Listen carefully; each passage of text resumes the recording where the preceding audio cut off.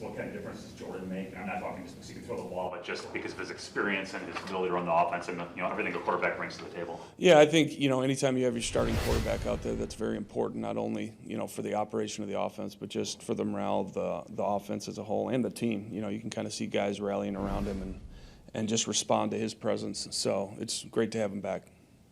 If you could pinpoint one thing that Sean is struggling with as far as the number of interceptions he's thrown so far, what would it be?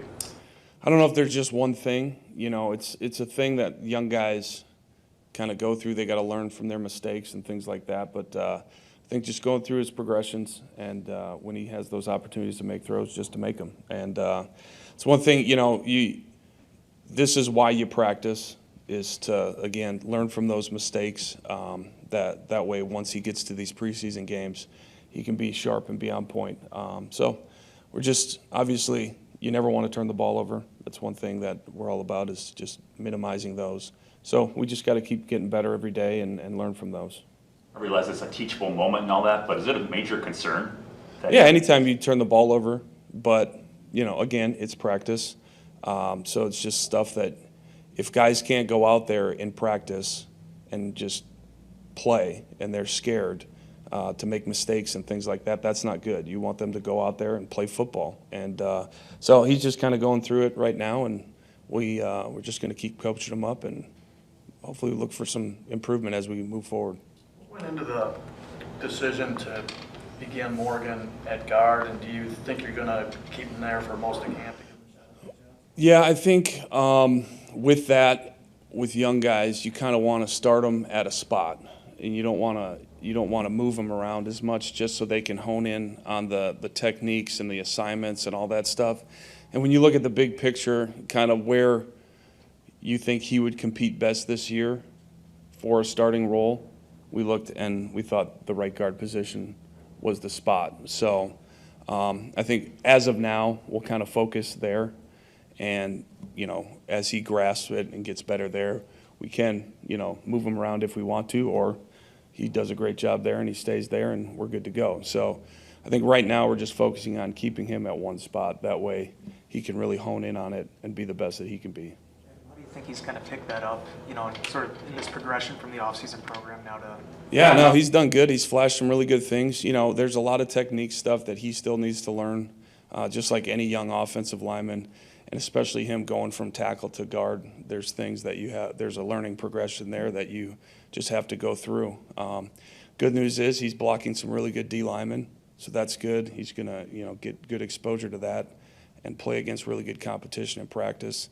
But yeah, I think he's done a really good job so far, just learning and going through the growing pains and things like that you get. But I do see a lot of really good flashes from him, and I think he's got a bright future.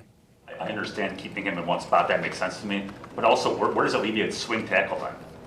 Yeah, we got a really good competition there. Obviously, we got Andre, we got Kadeem, Caleb's back in practice now, Glover, Tenuta. So we got a bunch of guys that, we're just going to keep rotating around and see who grabs that spot.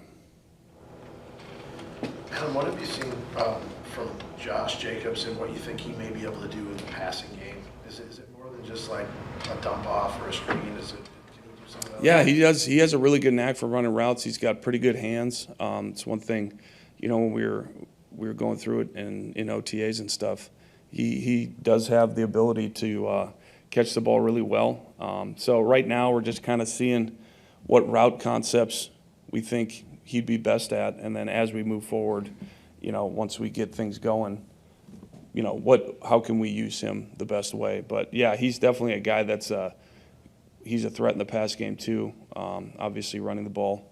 So yeah, it'll be exciting kind of moving forward with all that. What's he been like to work with? Because we were talking to him the other day, and I don't know if I've ever seen a guy so happy to be in a situation where he thinks they can win and have some stability. Yeah, he's got a great attitude, and you can tell he's not a super loud vocal guy, but he's just a really focused kid. Really intent, really dialed in. He's got a good intensity about him that I really like. And you can tell he's hungry. He likes it here. He's hungry, and he wants to win. So, I don't know, if I've seen a coach lay into a guy like Luke did to Rashid in his first training camp here. I thought there's no way he makes the team. But what since then has allowed him to kind of have a pretty comfortable hold on that left tackle spot? I think Rashid, he's got an edge about him. He's a very intense competitor, and that's the one thing that has really helped him is he plays with an edge. He plays with kind of a chip on his shoulder, and with him, there was just kind of a big learning curve of buying into technique, buying into things, that may not have been as important in the college game. But when you're playing against really good competition every day, you have to be on point with things like that. So once he figured that out, and he's still got, improvements to make, but he's making strides, and you couple that with the competitiveness, the effort that he plays with, there's a lot of good stuff there, and he's shown us that he's a guy that, we can trust there at that spot. Is he the kind of guy who sees you draft a college left tackle in the first round and uses that as part of that chip? That'd be something you'd have to ask him, but from my perspective, yeah, I think so. He's a very competitive kid. Obviously, getting Jordan back is good for morale, but was winning the day and having defense doing push-ups, is that important for the morale? Yeah, I mean, that's always good. You always, obviously, when you get into those team competition periods, you're always going out there to try and win. So, yeah, I think that always helps for sure. What's the next step for Jaden? He was so good, obviously. Basically, how we wanted to use him last year. What's next for him? I mean, it's funny because you got Jaden, who's such a weapon with the ball. So again, it's just a matter of how many times can we get the ball in his hands, and just working on the different routes off, the stems that we've shown. How can we just take that next step with the route concepts, with his route running ability, and then again, just trying to get the ball in his hands so he can make plays, because he's shown he's very good at that. What's the biggest difference that you've seen going against Jeff Hafley's defense, being different from last year to this year? I'd say, like, schematically, more defensive backs in the box, less shell. The defensive backs are just more aggressive in run fits and things like that. Yeah, and they play with a really good edge, and it's been fun to go against for sure. Did you say anything to Jordan that made him go deep to Watson that first day? Because it seemed like they were really, you're talking about how aggressive they are. They were really squatting on a lot. Yeah. I think he saw that. Him and Christian actually talked about it before that. So once they had that opportunity and got that coverage, they definitely, it was good to see, for sure. What do you think of Pratt so far? He's a guy that, I will say he's learning. He shows really good arm talent, good arm strength. But any quarterback, and Sean Clifford kind of went through this last year, when you start getting into all these installs and all these plays, that it's not an easy thing to do. And he is very diligent. He's got an excellent work ethic. So I'm just excited to kind of see him 2 weeks from now, see him by the end of camp where he is and how he's developed. But he can make all the throws on the field, and he's got a very good work ethic. So, yeah, I'm hopeful.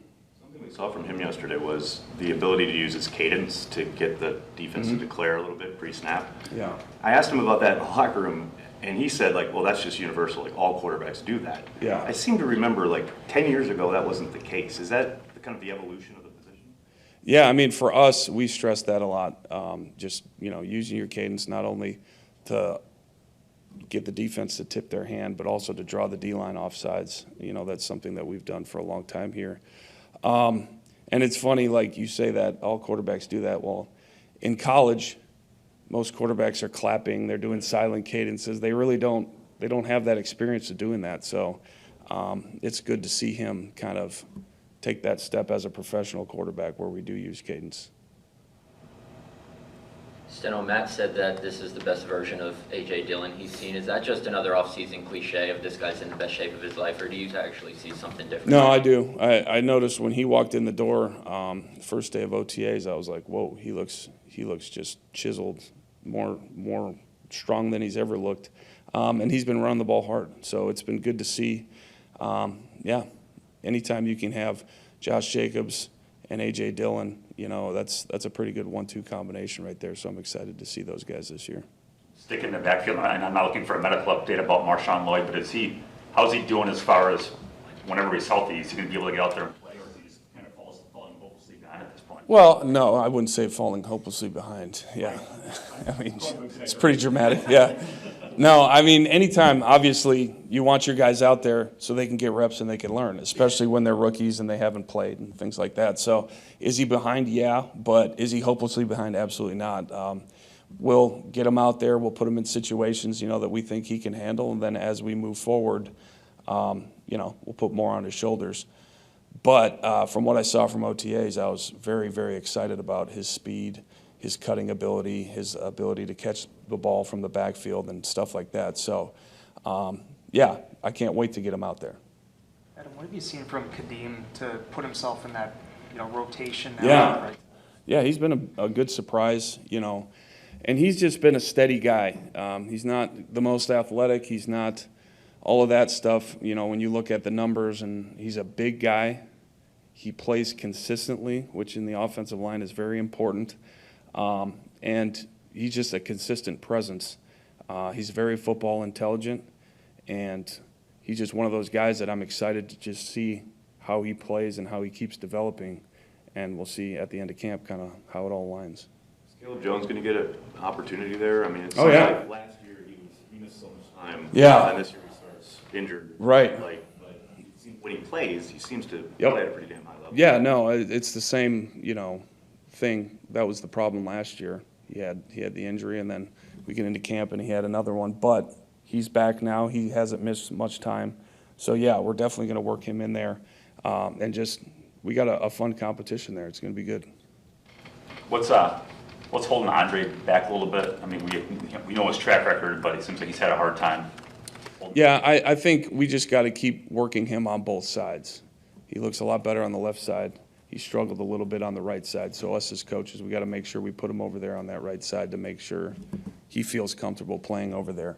And then, you know, it's a new scheme, just like anything, new terminology, some different techniques and things like that. So you just got to keep working at it, and we'll keep coaching him up. What impresses you most about Romeo Dobbs, and how do you feel like he can grow even more as he enters season 3? Yeah, it has been really cool watching Romeo over these last 3 seasons. Just the steps he makes every single year.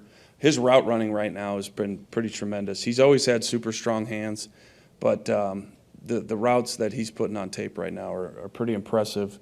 And he kind of ended the season last year, the last half of the season, he was playing at a pretty high level, and he's really continued that in camp so far. So I think with him, it's just, again, working on the techniques of all the different routes and it just being elite at all of them.